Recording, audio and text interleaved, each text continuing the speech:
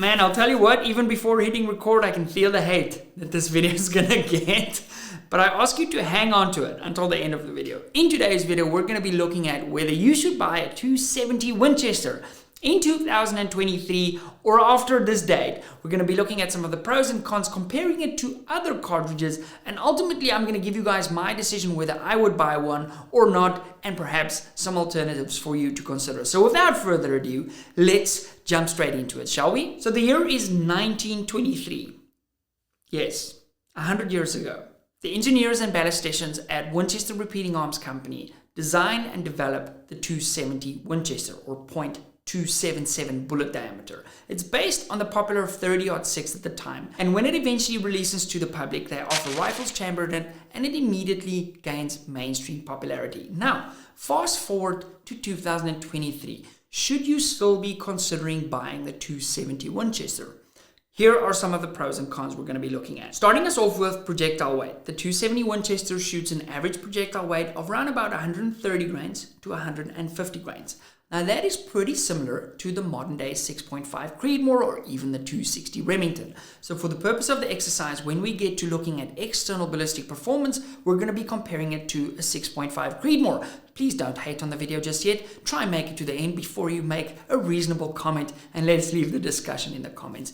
Reasonable. Now, on that note, if we looked at sort of ballistic performance, if I take a 140 grain 270 projectile, okay, .277 bullet diameter, and I compare that to the projectile of the same weight in the 6.5 caliber, because the 6.5 caliber bullet has a higher sectional density, in simple terms, there's only two ways you could make a bullet of a smaller diameter just as heavy. You could make the sectional density higher, and you can stretch the bullet out longer. That basically means that the smaller bullet diameter of the 6.5mm bullet in the same bullet weight will have a higher ballistic coefficient than its opposing .277 caliber bullet. Now, what does that mean for you as a shooter? That means you get better long-range performance, you get better wind deflection. If there's high winds coming across, it's going to have less of an impact on your bullet. And because it's more slippery, in layman's terms, downrange, it'll deliver, and we'll get to these statistics just now, it'll deliver the same, if not more, energy downrange, despite it being a smaller caliber bullet.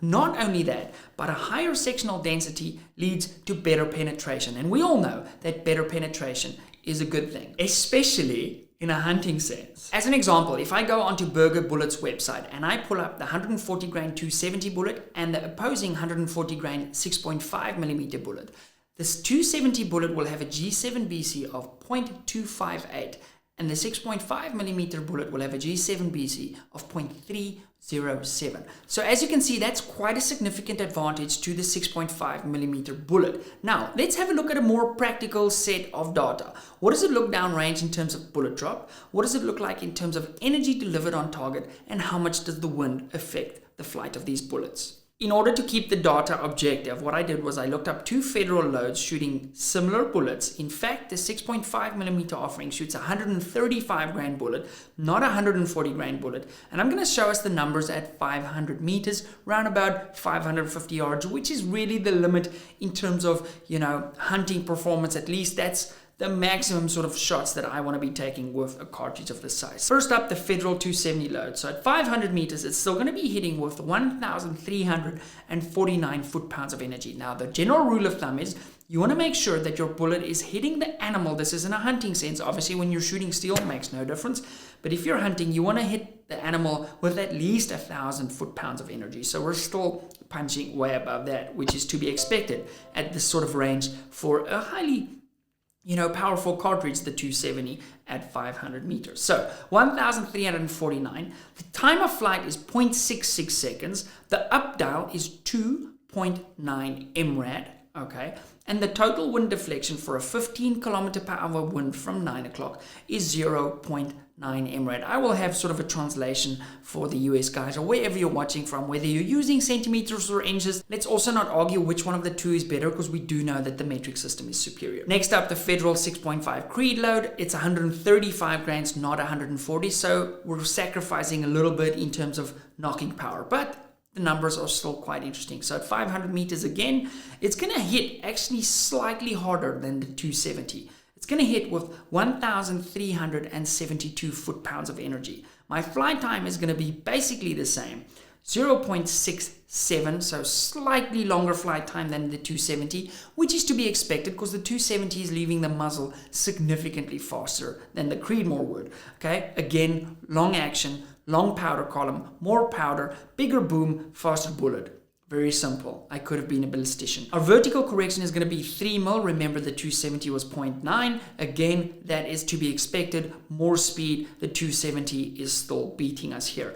But interestingly enough, even though we need more up dial, the horizontal wind correction is only 0.8 on the Creedmoor, showing that the high BC bullet does a better job of bucking the wind. Now let's take the same example out to 1,000 meters. On the 270, we're going to be hitting with 585 foot-pounds of energy, so way under where we need to be on sort of a hunting scenario. In terms of time of flight, we're looking at a 1.63. Our vertical correction is 9.4, and our wind drift is 2.3. On the 6.5 millimeter cartridge, our bullet energy at that distance is 672. Our time of flight is 1.6, so beating the 270. Remember, at 500 we were behind, but now we've caught up, and that's obviously, a higher BC bullet is going to be more effective, and the further out that shot goes, the bigger the advantage is going to get. But they both will run out of steam eventually, and we'll jump on that in the next little bit.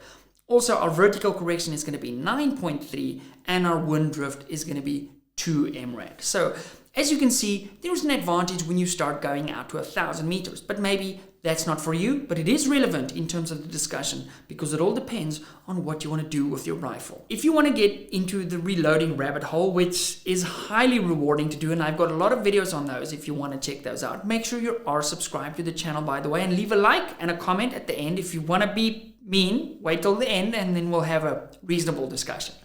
On Burger Bullet's website, I like shooting the yellow boxes. They've always worked for me. There's 13 different options to choose from if you want to go 6.5 caliber as opposed to 6. On Hornady's website, there's 22 6.5 options versus 12 of the 270. Lapua, for example, don't even make bullets for the 270. Now, if you're going to be shooting store-bought ammo, you'll have to look at what are sort of the availability options on the 270 because they've been making them for 100 years. Chances are you'll be able to find that. The 6.5 Creed, for example, has become very, very popular for a number of reasons. I've done a video as why the 6.5 Creed is actually quite easy to hate because it has so much going for it. Now, chances are the 6.5 Creed will perform better in more rifles, not necessarily yours, but a wider variety of rifles due to its modern design and the sort of increased knowledge that we have with bullet weights, powder charges, modern powders, all of those things. And I have found 6.5 Creed to hammer in multiple rifles for myself when we're talking specifically to factory loads. Because I actually initially, when I got into this hobby, I couldn't reload because I couldn't buy empty brass. So I had to buy factory ammunition and it performed pretty flawlessly. Let's chat about long action versus short action. The long action on the 270 is a slightly longer bolt movement. Okay, so it's marginally slower than the short action. Chances are it's negligible, but what is important to understand is because the 270 is a long action round, it's got significantly more recoil than something like a 6.5 Creed. Now, in fact, there's been some studies done on this, and the 270 has on average 16% more recoil. Now, I remember vividly as a child shooting my father's 30-06, and I was absolutely scared of this thing because it had so much recoil. It was a Saku, and it freaking annihilated my shoulder. Now, that's an important conversation to have if you have kids.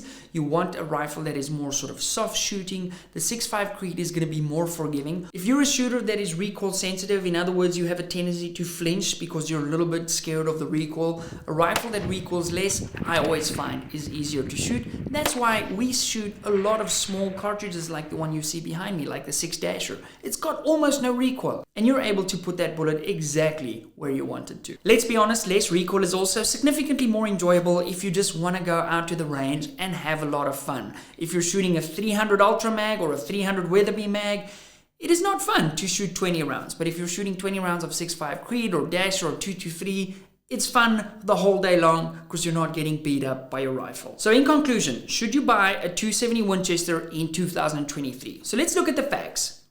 First of all, it's gonna, in a hunting sense, it's gonna kill an animal just as dead as a 308, as a 6.5 Creed, as a 300 Win Mag, whatever. And over the last century, there's a pile of deer that agrees with me. So it really doesn't matter. The big thing is shot placement. If you put the bullet where it needs to be, you're going to find your deer. So that is an important thing to remember. So I don't think the one is better than the other one. For other reasons that I mentioned, less recoil, it's got a higher BC bullet. If you just want to go out to the range with your mates and have fun, shoot steel out to 1,000 yards, I would highly encourage you to go the 6.5mm route. Now you say, Pete, I'm not scared of recoil. I'm going to get to you, sir. Now, if you already have a 270, should you buy something else? Well, if you wanted to, put your rifle in an MDT chassis like the one you see behind me, you want a sort of more modern looking rifle, chances are you're stuck on sort of an old school action that they don't have all the modern cool kid stuff for.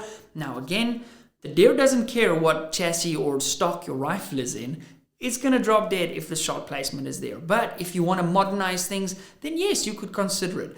But if you've got your granddad's or your father's 270 and that's your staple hunting rifle, I think we shouldn't be a community divided on this issue. We should just all agree that it's freaking awesome. My goal of this video is to help a new shooter not to buy a 270, because I honestly feel in the bottom of my heart that in 2023 there are better ways to get it done. For the same reason a horse and a carriage gets you from A to B, the world has moved on since then. So that is basically the message of my video. We can do anything with any rifle, although if you're starting from scratch, I would consider getting something like a 6.5 Creedmoor. Now, if you're the guy who said you're not scared of any recoil, boy, have I got the video for you. You're going to want to check out that one. If you want to check out some of our recent hunts, this is my favorite hunting film I made last year. And guys, make sure you are subscribed. I honestly can't do this without you. Thank you very much for watching. Cheers.